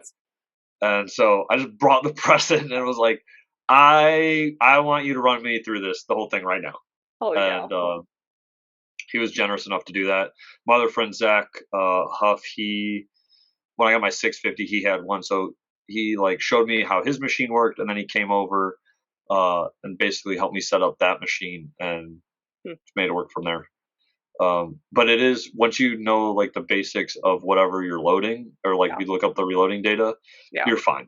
I have recipes. Absolutely fine. I have everything I need. I have all the recipes. It's just nerve-wracking. Yeah. Hey, as long as everything checks out, measure it twice, and you'll be good to go. Yeah. But Dylan Precision makes it like as easy as possible. Yeah, it is simple setup. Where like you and I can set up machines. That's what I was about to say. If I can figure that one out, we're okay. I don't understand anything. So I'm getting a 750 later this year. Nice. To add to my presses. I have a 650 that I started on. And then I bought a 1050 with my friends to load 223. Nice. And then I got an 1100 this year to start loading 9 because I was shooting so much. And then I'm getting a 750 for 9 that I'm putting in my truck. Oh, that'll be sick. And so I think this is going to be the first mobile Dylan reloading station. I've seen some hitches with them, but like, fuck all that wind. I think there is somebody that's in my community, and I gotta ask him. I know he shoots blue bullets, but he like trailers and overlands. He doesn't have a house. Like, that is truck and trailer. And I think maybe it's in his trailer. Yeah, I'd have to ask. But yeah, I mean, like, that's legit. I'd be interested to talk to him because I've got some questions about how making all this happen. He went to SHOT Show and ended up with like 20,000 bullets. And he said like the trailer was just like weighed down. I'm like, yeah, dude, like once you start putting lead in there. It's a lot. Yeah. I know. I think I'm just going to go like the Nicolas Cage route from Lord of War and just have like a Connex somewhere. Or maybe Connex is strategically placed around the country. Yeah. You know, and like have like the MP5 SD up on the wall that I can just like grab. But yeah, I've been really happy with Dylan, especially working with them in more of an official capacity as of late. And they're good people over there. It's good products, it's quality products, and I recommend Dylan for like any reloading needs for anybody. Like if anybody wants to get into reloading, if they're not getting a Dylan, they're wrong. It's fun. They sponsor a lot of events too. Okay, swear to God, they had only one changeover kit. So they had the powder dropper, the tool, had everything that you needed to do another caliber. And I was an RO. We're at the dinner. The only one they're giving out, right? And I read off my ticket number to my buddies, like 4635. And then the guy drew the ticket and he goes 4635 or whatever. I was like, oh, I spoke it into existence. Nice. And like I need that because I bought 223 stuff to do like heavies for 3-gun and stuff. But yeah. That was pretty cool. And the there's a lot more that goes into the 223 than there is. I bought brass, but no, 940. I stopped processing my 9mm brass as well, and I found a local brass processor who does it relatively cheap if you're in the Arizona area and stuff like that. But he supplies to people like Superville or like Badlands Ammunition or HSL and stuff like that. So he's moving like thousands upon thousands of pounds of brass every month. So I'm like, excuse me, can I have 10,000 rounds? He's like, whatever, take it, kid. Here you go. And but it's really nice. I collect a bunch of brass for matches from instructing and stuff like that. And I was like, hey, can I just like bring you all my brass and just basically just have like a credit system and like just make withdrawals? And so he's like, yeah, sure. And I brought over literally 50 gallons of mixed brass. What the heck? And he's like, whoa, that's a lot. And I was like, I told you. And but Hunter, it's really nice. You don't do anything small. Like, you don't do anything. Yeah. No. I go like all in, whatever I'm doing. I like it. So yeah, it's but reloading helped a lot for competition shooting. Yeah. I argue with people that it adds about 5% to your match score when you have tuned ammo for your gun. Yeah. So when you're shooting like minimum power factor, super consistent. Sorry, blue bullets, but you're not the most accurate projectiles. There's probably better options if you want to do it, but they're super cheap. You know, it's like 6 cents a round or whatever it is. Yeah. And so I can buy a lot of them. And so like I'll buy like 50,000 at a time just to get those price breaks from them. Yep. Whatever it is, but like you get used to shooting that ammo, you understand how your gun feels with that ammo, and you just get to be a lot more in tune with the whole system. Yeah. And so I like going into major matches with like 500 to 1,000 rounds in this gun. Yeah. Yeah. Without I'll clean it and then I'll go have like 2 practice sessions and then go shoot the major. Okay. And like I don't like going into majors with like a squeaky clean gun. I'm just like, it just doesn't feel right because I'm normally shooting it dirty.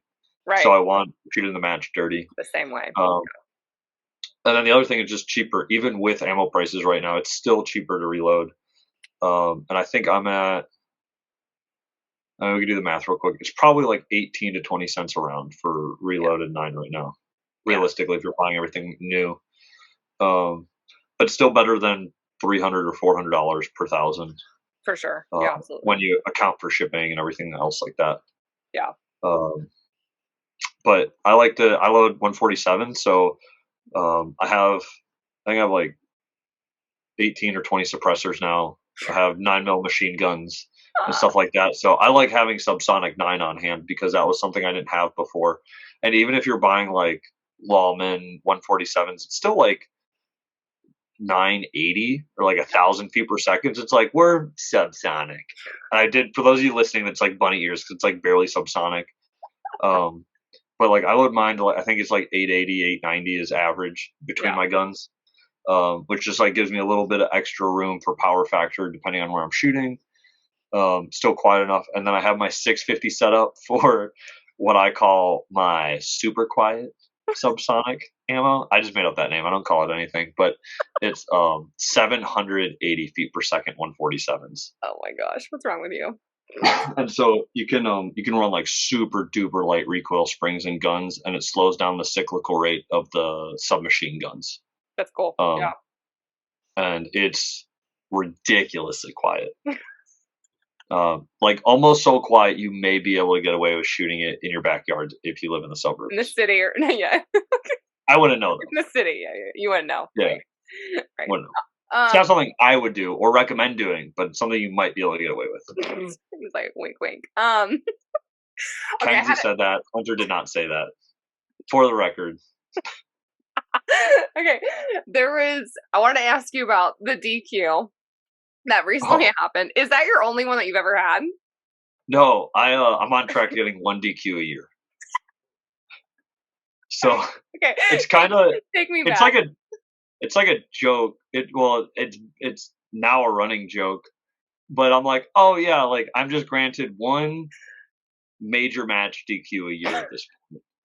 This was probably the most deserving of what happened. For those of you who don't know, it was 2-gun PCC nationals, and my gun decided it didn't want to stay in the barrel, and so it flipped out and the barrel pointed at me.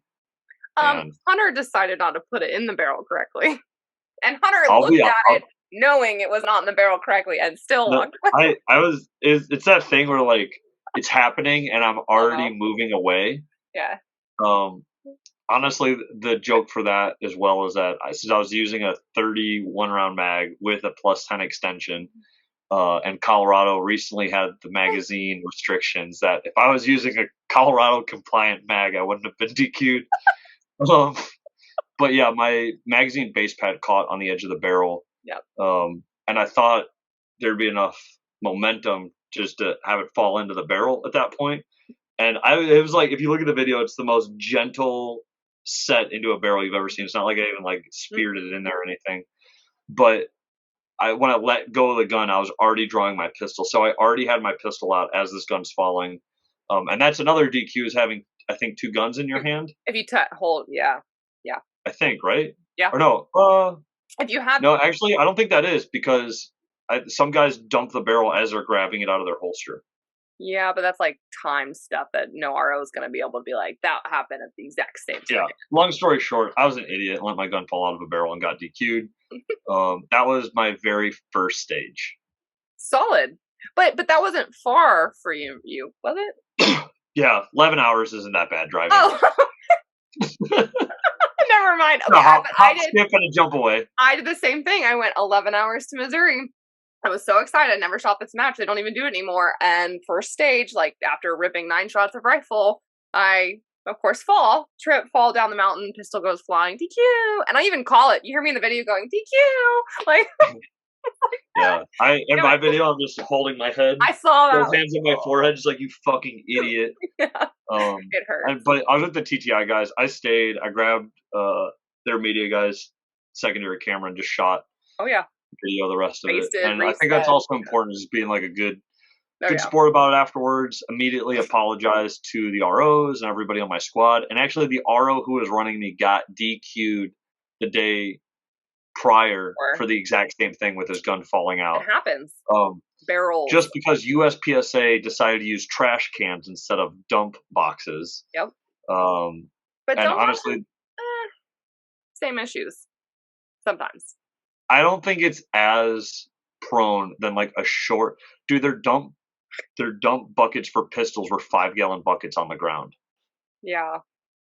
So we coined the name that the 2022 two-gun PCC Nationals is called Trash Can Nationals. Just like Multi-Gun Nationals was Mulligan National. Yeah. So many reshoots. But like and there's a lot of controversy with the mags, a lot of controversy with Infinity. And so a lot of heat just didn't show up either. So like it was a Nationals match with like 140 people there total. Yeah. And none of the people from like the prior that won it, like, came back. Yeah. But shout out to Nil, shout out to Zach for taking their division titles. Crushed it. Crushed it. So that's pretty cool. So go ahead. I was just gonna talk about some of the other DQs. That's what I want to ask. What were the other three? So that was at Cameo Shooting Complex in Colorado, and my 2021 DQ was also at Cameo Shooting Complex for IDPA Nationals. For a bullshit call as well. Or sorry, not as well, but just for a bullshit call, but it was for the muzzle exemption zone. And it was just based off of the perspective that the RO had video evidence that like I'm fine and everything. And I waited an hour and a half for the MD to come for me to like dispute it and rebuttal it and everything. Never showed up. What? And my squad already finished like 3 stages, and I shot early and I had to leave the match early to go for another obligation. And I was already fed up. I also got, I think, 3 people in my squad DQ'd at IDPA Nationals in the first 4 stages. Wow. And they handed out like 7 procedurals or 8 procedurals in the first amount of stages. Was that just the stage design? Like, that sounds like a match issue. Match. It was the SOs, or safety officers in IDPA, and they ran everybody hot. But there's 2 squads per bay, 2 stages per bay, and everybody's hot. Like, it blows my mind. They're like, how is this better? And then there's a lady from Tucson that ended up shooting her foot that match as well. Okay, so I had an issue with that. I went to one only IDPA match, and like, we don't need to go hot when it was like a classifier-ish looking stage, and you're standing in a box, you're in a box, and you're like, we are going to make the next shooter ready and hot, even though we're going to reset and come down range, right? And I was like, why? Like, it's going to take me 2 seconds just to load this, I was shooting PCC. So like, oh, just load your PCC and point it down. I'm like, I'm not pointing at my foot. Like, no. The answer is no. It was ridiculous. Luckily she was okay. Miraculously it missed all of her bones in her foot. She got really lucky. I'd be pissed. Super lucky. This is like pretty insensitive, but I found it a little bit comical. But there was one shooter there that was he used to be like a pipe hitter in the 70s, doing some like high speed shit, you know, and like seeing a lot of people do some shit, right? And she's screaming like, I don't want to die. And he was literally walking by going, I don't want to die, like mocking her, knowing she's going to be fine. Yeah. And we're like, dude, you're a fucking asshole, man. Like, she just shot herself. This is the first large traumatic experience with the firearm, you know, whatever. But she was okay. He didn't apologize. And then the year before that was a 3-gun match, Excommunicado 3-gun. I got a DQ on my shotgun. It's an AK variant from Dissident. And when I went to disengage the safety with your index knuckle, and me being the gamer I was already like prepping sights and finger on target. So as soon as I clicked the safety, I shot, and the stock was like 2 feet from my shoulder. So like shot and then shot back into my shoulder.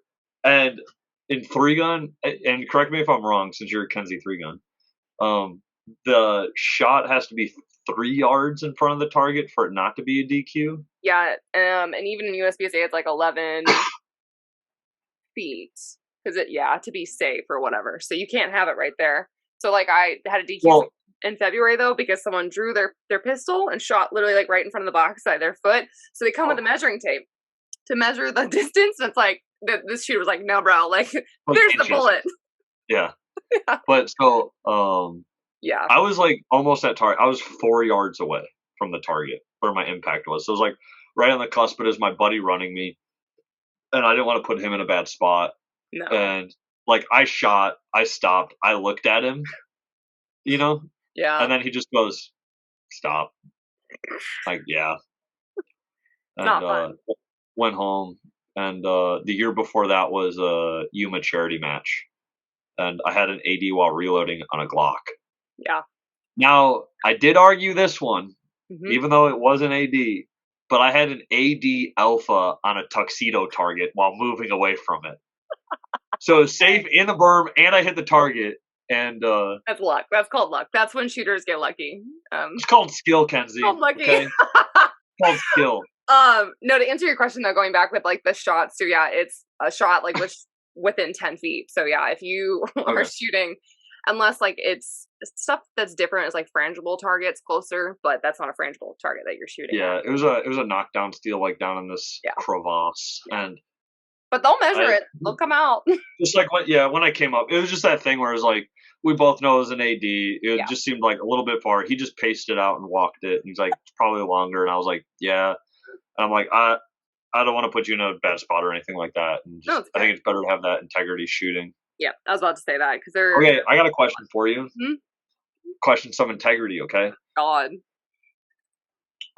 Let's say USPSA RO calls 2 alpha, and it's like an Alpha Charlie for your squad mate. Do you shut up or do you tell the RO? I do. I kind of give people shit. Like I kind of like, can we look at that again? And then I'll like, buddy, like that's a Charlie. But my thing is like ROs, I know they make mistakes because I'm like, okay, you're looking at 17,000 targets throughout the day. And I mean, I had a really hard time with it, I'll be honest. And I'm probably an asshole for it. At multi-gun nationals and 2-gun nationals, the 2-gun in Talladega, none of those pistol shooters, no scoring for multi-gun, right? And I'm like, it was really painful because I was just trying to explain like how things were wrong. But then shooters would get mad, like, why don't you just give that to me? And I'm like, I don't give scores. I give what you have. Yeah. What's different for multi-guns? Just 2 anywhere? So, I mean, 2 anywhere, but the A zone can also be the neutralized target. So 1 in the A or 2 anywhere. But there's also like the frangible targets. So like if there's even like a crack, I know you've seen those like shotgun clay targets or whatever. You have to go look at those. Or if they just fall, like you have to watch their shooting because like just falling doesn't break it. Yeah. I don't know. Okay. It's a challenge. And then you have the thing with me too is 9mm and 9mm, and you have 2 different types of targets, and one's supposed to be PC and one's supposed to be pistol. How are you tracking that? Yeah. Same bullet diameter holes, and I'm like, you have to have eyes on it. Yeah. Yeah, I was walking around during that 2-gun nationals match, and I saw some shiesty shit where like a guy definitely engaged a PCC target with his pistol, and then he's like, he'd literally be like, the RO's be like, you engaged that with the wrong gun, and he'd be like, oops, my bad, I thought it was a pistol or whatever target, pistol or PCC target, and like everybody knows it's that was blatant. USPSA, yeah. But well, for the 2-gun, it was the the amoebas and like the silhouettes, but it's just like, dude, like you know what you're doing, because he was only shooting 1 alpha on everything, and he had a Charlie, and then he shot it with his pistol, and then they just gave him fully neutralized. So I don't do that gave stuff. I mean, I know that's probably an asshole thing, especially your buddy or squad mate or whatever. I'll be like, fuck it, reshoot, do it again, buddy.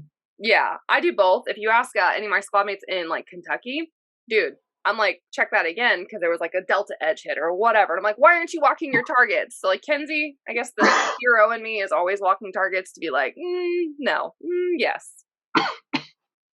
So I've helped and hurt both. For sure. Good or I'm not.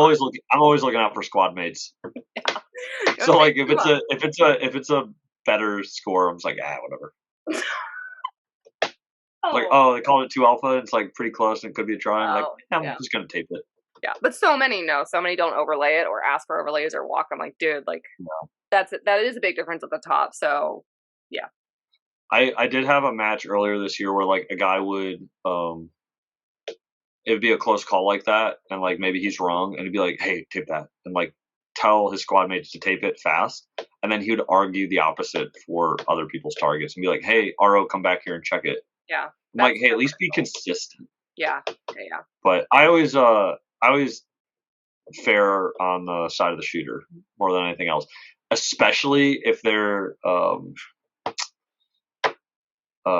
shooting the same division and like have a chance to beat me. Hunter. Because I still want to beat them, even if they got a free alpha. Okay. It gives you, competitive edge. I could see that. But like the opposite. Like I'm giving myself a Yeah. competitive disadvantage. No, but you want that. You want to go better. You want to push yourself better. You should. Yeah, exactly. I'm giving myself a disadvantage, so I have to perform better. Yeah. No, I like that. Okay, we've digressed. We've digressed. I want to talk about your daily carry. Like, honestly, there are so few of us, I think, that carry daily publicly. Like, I know, like, you and I both make posts like, yo, why is this not on your pants? Right? Yeah. I've seen a lot of your fun videos, but why is that so important for people to take serious, no matter their body type, if they're female, the male, whatever? Like, there's a method to carry a gun. I think, number one, carry the biggest gun you feel comfortable with because it's easier to shoot. I think subcompact guns and small guns are stupid. Yeah. Time and a place, I guess, for small guns, but I've been going between a 5-inch M&P 2.0 with a Streamlight or a 5-inch 2011 Nighthawk with a comp and a Surefire light. And like I'm not like a big dude or anything, but I conceal it fine.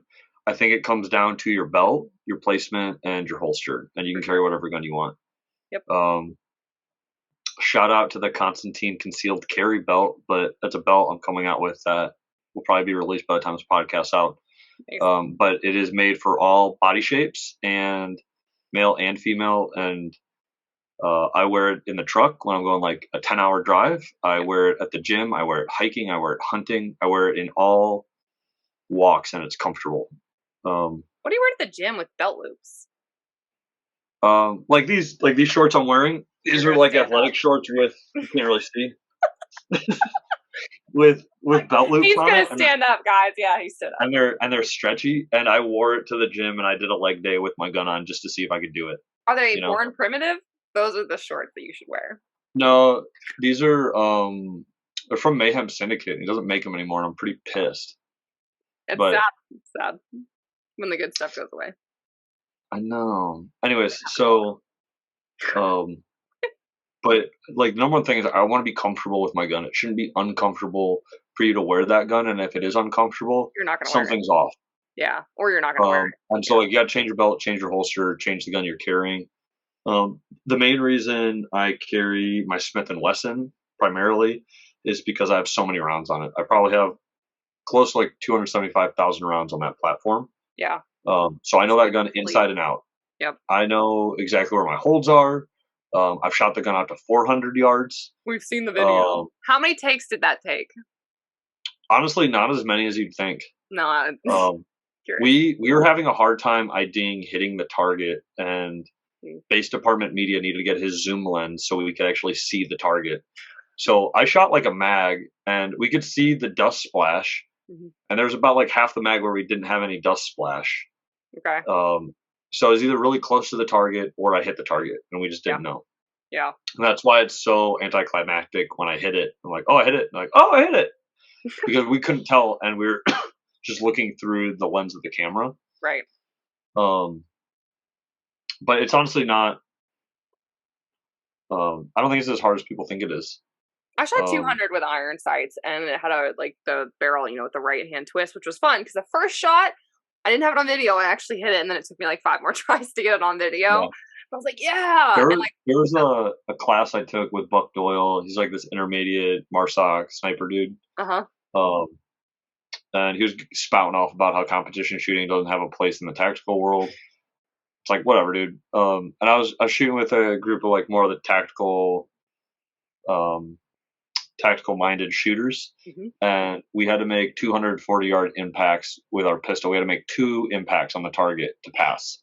And we were in a single file line, and he would literally make people go to their trucks and get more ammo if they ran out of ammo on their belt. And like, I remember my first dude, Chris, he nailed his first shot, and then it took him like 16 more shots to get his second one. Ugh. And then I remember specifically one guy had to go back to his truck and load mags to shoot, and he wouldn't let anybody else shoot. And then it got to me and my boy who shoot USPSA, and got my trusty M&P 147s, and I took a shot, saw where the impact was, adjusted, shot, hit, second shot, hit, or third shot, hit. So it was three shots, 2 hits, nice, 240 yards, silhouette. And then my buddy comes up behind me. It took him 2 shots to figure out where his hold was, then hit his third and fourth shot. Nice. And then I was like, so much for competition shooting, blah, blah, blah, blah.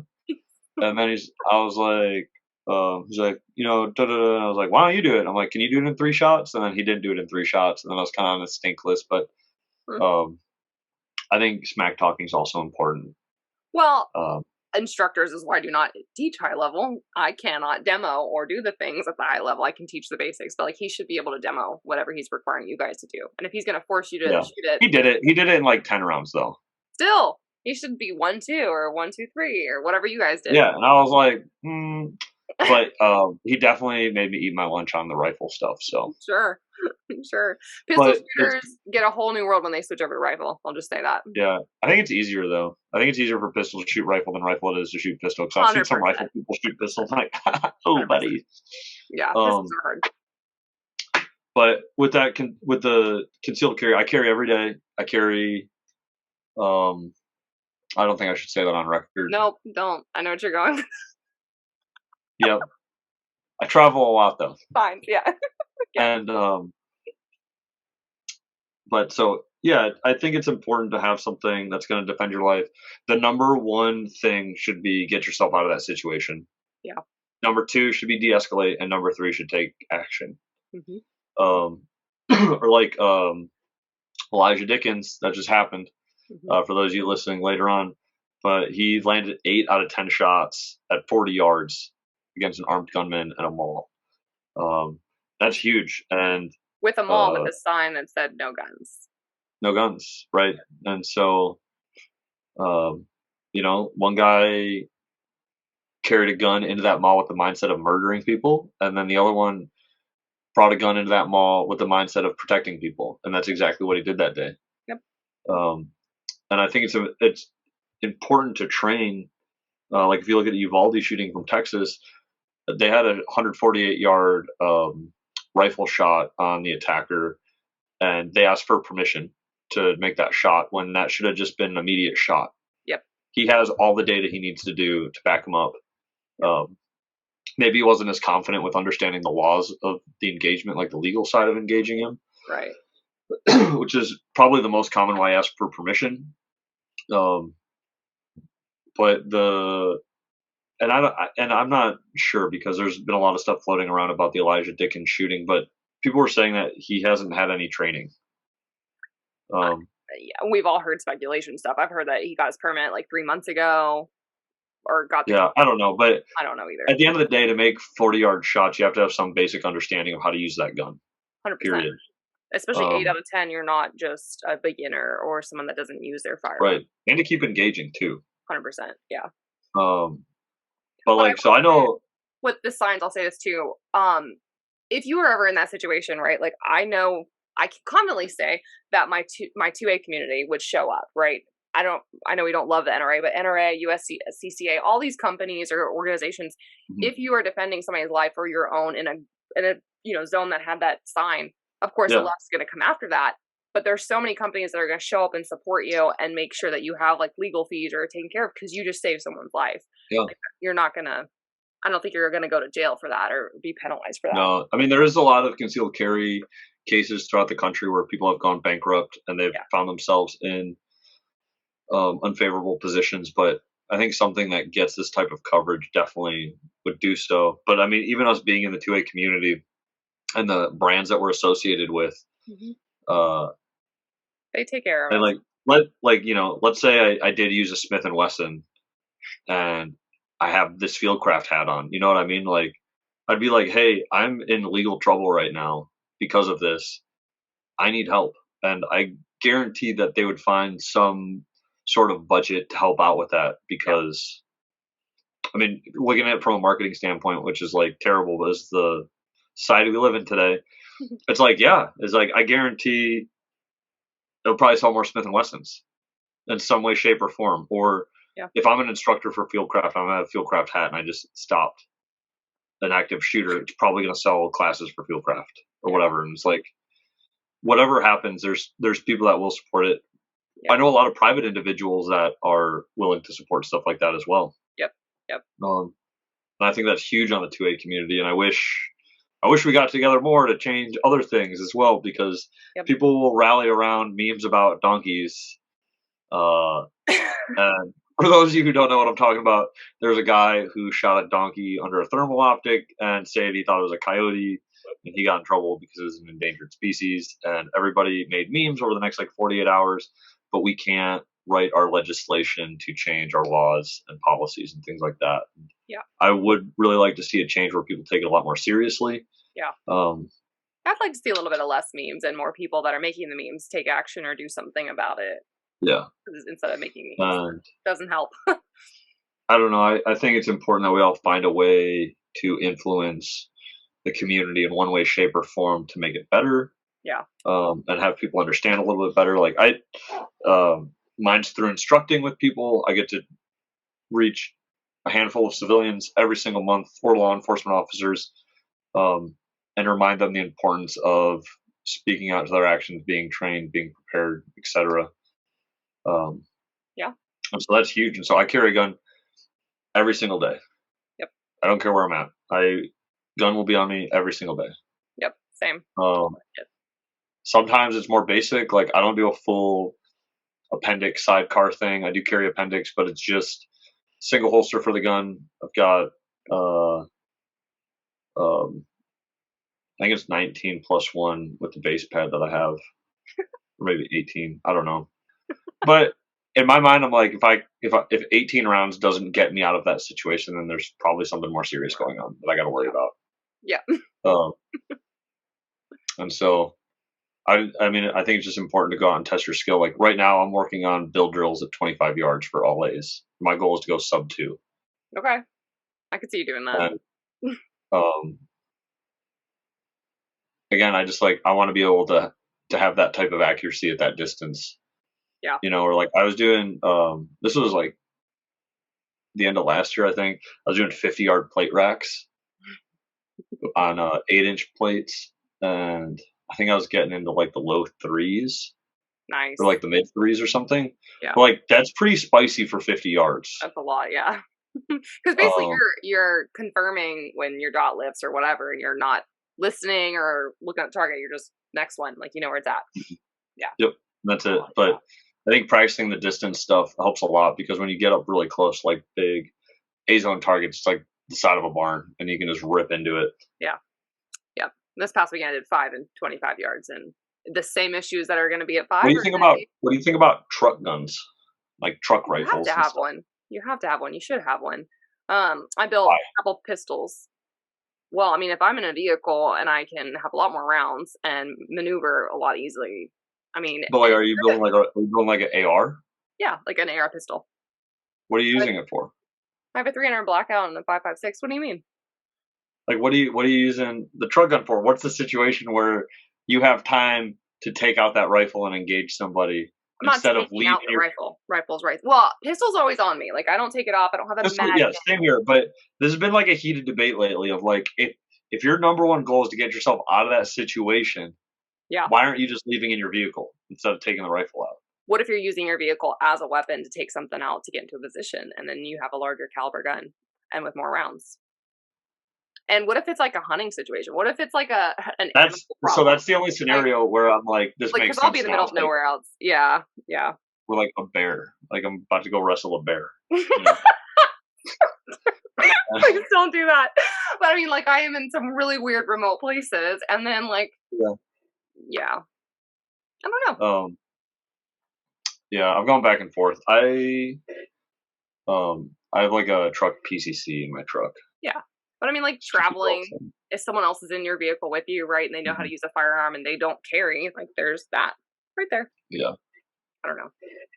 I was just, it's been a hot debate, because I know some people with, like, fully kitted out ARs, and it's like, yeah, like if there's a shooter at the mall, I'm gonna like grab the gun, go into the mall with my AR, and it's like I probably wouldn't, dude. I mean, because frankly, if the cops show up, they don't know that you're a good guy. Yeah. You're not in uniform. All they see is you with a rifle. Now there's two guys with a rifle inside the mall. Not funny. Not funny. Why are you laughing? It's not funny. I'm trying not to laugh, but the way you're saying it, yeah. I know. But and so like we had a long talk about that this past weekend at the class I was teaching, and I'm just gonna say more is not bad. Having extra and more is not bad. So if I have to get there, we're in a different. Do you have your gun locked? No. What do you mean locked? It's just like in your vehicle. Is it in a locked compartment? No, and I don't. No. Everything would be on my body or in hands reach, and I don't ever. So you just keep a rifle just like next to your chair? Not next to mine, passenger seat. But I don't actually leave guns in my truck ever. Period. Okay, but so when you're traveling, you just got an AR riding shotgun with you. But not a shotgun, but like down there where you can't. Yeah. Shotgun. Yeah, or behind the seat. I mean, but like it's not something where it's gonna take 3 or 4 or 5 different movements to go get it. And a lock gun, useless. An unloaded gun, useless. What's the point? What do you do when you get gas? I'm standing outside of my vehicle. But like if you have to go in to use the bathroom or something, the gun just stays there? Okay, we are in a whole different place. I'm just curious because like I don't know, like I keep my gun under my back seat in my truck. I mean, so it's out of view. My tent is illegal. Dang, you're breaking laws? Like the minute I bought that truck, I drove it straight to the tent place the very next day, dropped that money, went back. I've never had a problem with it, but I was just curious. I would just like to ask. Yeah. Just because. Yeah. Just to see how people are carrying it, you know. Well, anyways, I digressed again. Few more questions. Okay. What's the coolest thing that you've done working or in this industry, period? Like, what's something for like the record books? Have you flown on that jet? What's that? Have you flown on the private airplane? Which one? No, I've flown on some jets. But it's I mean the minigun's pretty cool from Dylan. That's like a bucket list item for sure. I think just the exposure, honestly, probably just the machine guns. Period. Okay. It's like getting getting an SOT and having machine guns is probably the coolest shit. Yeah, I agree. It's because it's the most fun because I get to go like. I brought my Uzi out the other day to practice with one magazine for the sole reason of mag dumping from my hip. No sights, just in a target. Because I'm like, this is gonna be fun. Yeah, that's it. I like that. And that stuff's fun and it's just consistent. Or pistol snipes. Really like pistol snipes. So it's pretty cool. I don't know. It depends on like what type of cool. You know what I mean? Because I think competing around the country is pretty cool. Like shooting the Alaska match the last 3 years, the Alaskan sectional. Yeah. It's pretty unique. Or every single year I've been in USPSA, I've shot nationals. Mm-hmm. It's another just unique thing. There's a lot of cool elements, or even just like reaching hundreds of people every year, teaching them. Yeah, for sure. It just depends on like what type of cool you're talking about. Like cool in a humanitarian sense, like yeah, teaching people, that's awesome. Cool in a USPSA sense, like shooting every nationals or shooting the amount of majors that I have, or just cool in the shooting realm is just like mag dumping machine guns. Yeah, that's awesome. Okay, going back by the way of the truck thing, I have another thing for you. Okay. How often are you traveling and you don't have 17 different firearms in your car anyways? Like everywhere that I'm going somewhere, I have my PCC, my backup PCC, I have my handgun that I carry. Yeah, there's a lot of guns. So you're like talking about like, what do you do if you have to go pee? I go pee, but I lock my doors. Like, yeah, I can't carry all of them. Most of my guns are put away besides whatever I'm carrying. Yeah. Yeah, they're in zip bags or lock bags or boxes or whatever. But yeah, none of my shit. Or if I do have a rifle, I've rocked the rifle on the passenger seat, sandwiched in between there, and I usually just put a jacket over it. Yeah. Even when I'm driving too, because I can just like take the jacket off and shoot. I have you, Hunter. Are there any sponsors that you want to give a shout out to? of support. Yep. We're just gonna read down the list. Okay. And we're just gonna knock it out. Well, I think is that how we got connected originally? Was Hunter's HD Gold? I honestly don't know anymore. It Me could have neither, been social media. It could have been a match. Hunter's HD Gold was actually one of my first sponsors ever. I believe it. And I reached out to Brian, and it was the most arrogant DM I could have sent, but it was silly, and I think he appreciated it. But I was like, hey, Hunter's HD Gold. I'm like, my name's Hunter, and I win gold, and Hunter's HD. I'm like, this needs to work. He's like, yeah, whatever, I'll send you a pair of glasses. Just kidding. He was way more enthusiastic about that. But, I've known Brian for like almost the entirety of my competition shooting career. So he's got to see me progress, which is pretty cool. It's pretty much the exclusive glasses I wear while I'm competing. Unless it's at night. I like clears at night. Progress in shooting and digress in adulting. Yes. Fieldcraft survival training.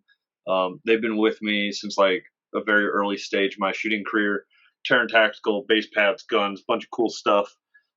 Apex Tactical, Hunter's Gold HD, Gerber holsters, Dillon Precision, AMF Defense, Monsoon Tactical, Surefire, Magpul, Dominant Defense, and my mom.